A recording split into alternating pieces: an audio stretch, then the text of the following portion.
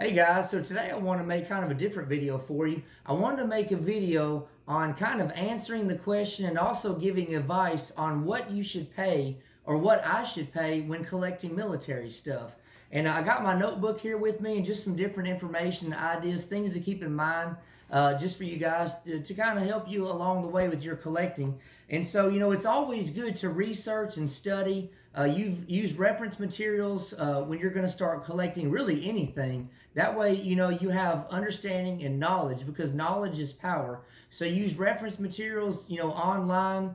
Again, research books, even, making contacts and building relationships with other collectors who may have more knowledge in certain areas of the collecting that you can lean on or, call for advice or reach out for information because knowledge is power. Having a budget in mind is a good thing a lot of times. Not everybody's going to have the same budget, and that's okay. And so, just having a budget is a good thing, a good practice. Be wise when you're collecting.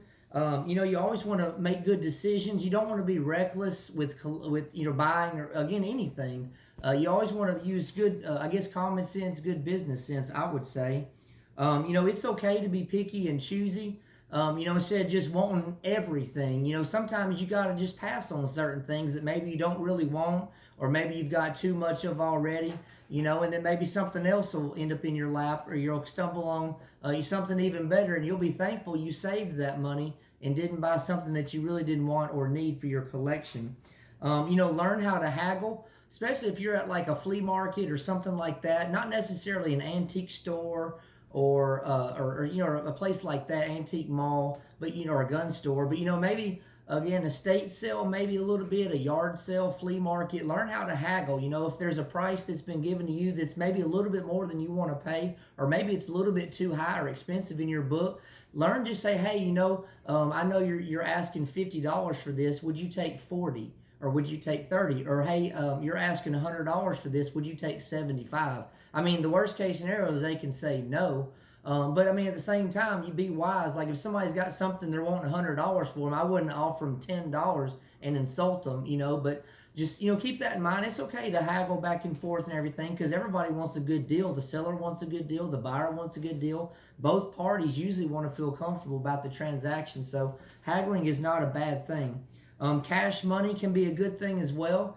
Not everybody is into the cards and transaction of electronic stuff.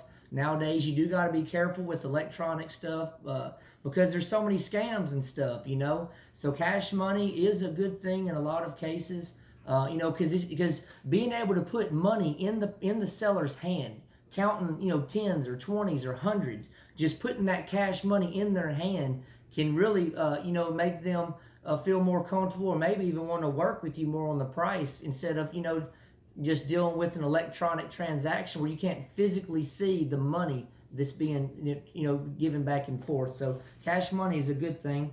I always say go with your gut instinct. If something doesn't feel right, something feels just odd or off, it's probably best to listen to your gut and don't go through with whatever that transaction is or purchase is. Sometimes you might regret it later on. Sometimes you might be thankful you didn't go through with it because you might get more information. Like, man, you know what? That was a scam. I almost got scammed, or I almost way overpaid for an item because I wasn't sure, didn't know. So go with your gut. It's usually the right thing to do. Like I mentioned before, have friends and contacts, other collectors and stuff that you can reach out for information to help you with value of stuff, maybe rarity and everything, just so you don't, put yourself in a bad financial situation and get burnt in the long run. I always say, remember to have fun and pace yourself. I've said for many years, it takes time and money to grow a collection. Don't let it become a chore. Don't let it frustrate you. Sometimes you got to know when it's time to just take a break from collecting. Just chill out. Enjoy what you have for a while. Stop maybe going to antique stores for a while until you get excited. The enthusiasm builds again, or again, just the overall excitement of collecting, going on a hunt for new items for your collection. So it's okay to take a break sometimes. Excuse me about my voice. Again, don't let it become a competition with other collectors. There's so much stuff out there. You can't have it all. So again, being picky and choosing stuff, but don't try to compete with other people and everything because that'll just make it frustrating and a lot of times it won't be fun for you anymore.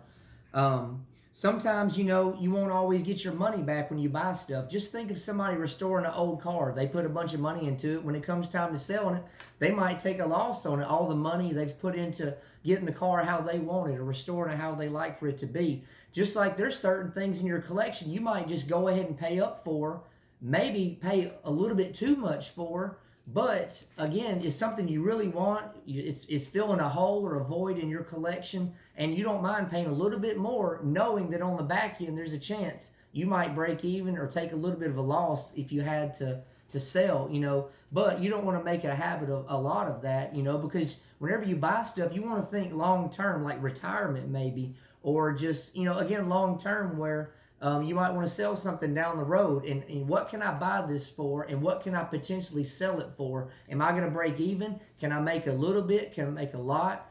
Think about that stuff when you're making a purchase. Again, have an end goal in mind, have a retirement plan, maybe even a will. I'm married with 4 kids. Me and my wife have talked about a will situation stuff with my collection. She's got some collectibles, but nowhere near what I have. So it needs to be a will, it needs to be some thought processes in the event, you know, God forbid, that you passed away, you know. So think about that and your family. Again, pace yourself, and I would say don't neglect your bills. Honestly, with me, I love buying, love collecting. I do use a lot of wisdom, but I'm not going to not pay my house note in order to buy military stuff. I mean, that doesn't make no sense. I wouldn't do that. I'm not going to jeopardize my family, you know, our bills or whatever we need just to buy military stuff. Family comes first. Bills come first. Now, I can't say that I've never, ever went ahead and just kind of used some money that maybe in several days or a week or so was going to be put towards things that we kind of need or want. But I always have a plan within that few day period, a week, of how I can get the money back where it needs to be so we can make, you know, make our bills on time, or we're going to buy more of this or that we need instead of just the hobby stuff, right? Again, there's what's called buyer's remorse. Sometimes you'll buy stuff like, man, I wish I hadn't bought that, or man, I really didn't need it. Wish I'd saved that money for something else, or you know what, man, I end up overpaying for that, you know, and I don't feel good about the transaction or the purchase. Sometimes that happens. I'm pretty sure a lot of us that have been in the hobby for a long time have been in that situation or been in those shoes. You know, it's not really a fun feeling, but it happens. But you just don't want to make a habit of having buyer's remorse. You want to feel good about what you buy, what you spend your hard-earned money on, what you go to work for 40 hours a week and everything. You want to feel good about the purchase you make and everything. You don't want to regret it. Like, man, I threw that money away. I worked so hard and I bought something I shouldn't have, or I overspent. So just think about that for sure. And you know, honestly, if you have a budget in mind, there's something you really want to buy. Say your budget's $50 and say the item's $55 or $60. Honestly, a lot of times it's best just to go ahead and pay the extra $5 or $10. My wife will tell you there's been so many times over the years where I've not bought something that I wanted, and she's like, now she's at the point, just buy it, because I'm going to hear about it for a week or 2 or a month. Just buy it. Just go ahead and spend an extra $5 or $10 or whatever and just get it. You know what I mean? So I pretty much, there's been times I've got on my wife's nerves, honestly, because I've just been like, I should have bought it, you know. But so now she's like, just do it. Just buy it. Please just buy it, right? Just a few other things. Know when to walk away. So again, if going with your gut, if something doesn't feel right or you're uncomfortable with the potential purchase and everything, just know when to walk away. Like, you know what? I'm just not going to make this purchase. I'm going to hold off. I'm going to wait and save my money for maybe something a little bit farther down the road that I'll really appreciate and want more and be thankful more that I'd save my money to buy.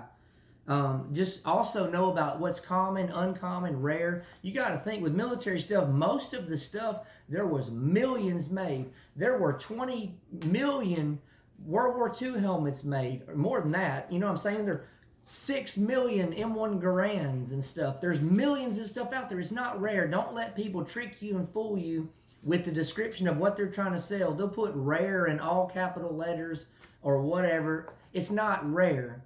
You know, 6 million is not rare. Now, 50,000 compared to 6 million is more uncommon. 1,000 of something compared to 6 million would be rare. So don't let people trick you or fool you with their fancy headlines or descriptions or titles or whatever. Most of this stuff is not rare. It's pretty uncommon. A lot of it's in collections or museums or just waiting to be found and discovered. So just think about that for sure. A lot of times the answer to the question is, what should I pay for something, or what will somebody pay for something, or what should I sell it for? Well, whatever somebody's willing to pay, right? Not everybody has the same budget. So I might pay $100 for something. The next guy might not pay more than 50, or I might pay $100 for something. The next guy might be paying $200 for it. Whatever somebody is willing to pay, right? There's always going to be somebody that might pay more than the next person. So whatever somebody's willing to pay, whatever you're willing to pay, right? Quality over quantity, that's something to think about. Do you want 100 of something that's just kind of average condition or whatever? Or would you rather have 10 of something that's higher quality, more valuable, maybe more unique or rare, uncommon, that you maybe had to spend a little bit more for, but it displays better. It's fun to look at and talk about, conversation piece, and share with others. Look for deals and stuff. I find deals a lot. I'm not bragging, but I get my name out there. Let people know what Jonathan is looking for. And it's helped me so much over the years to get myself in really good situations and places where I can, get stuff that's affordable, and I feel good about spending that money making those purchases. And then the last thing really is be careful of debt. Again, I'm not trying to tell you what to do. I'm trying to help you and give you advice or information. You can take it with a grain of salt. And I mean that humbly, just kind of listen to what I'm saying, just kind of think about it, and just, put your own thought process together and everything as far as what you want to do. But debt's not always a good thing. I mean, honestly, I'm not going to be $20,000 in debt buying military stuff. I mean, I'm just not going to do that. To me, that's not using common sense in my book. I'm not going to put myself thousands and $10,000, $100,000 in debt just to buy military stuff. I'm not going to do that, because I'm going to be wise and make good decisions for myself, my family, my financial status and situation, right? So just keep that in mind. But anyways, guys, I hope you like this video. Let me know what you think. Give me some tips and advice and comments of what you do, what your good practices are, and I'll be getting back to you soon. So thank you.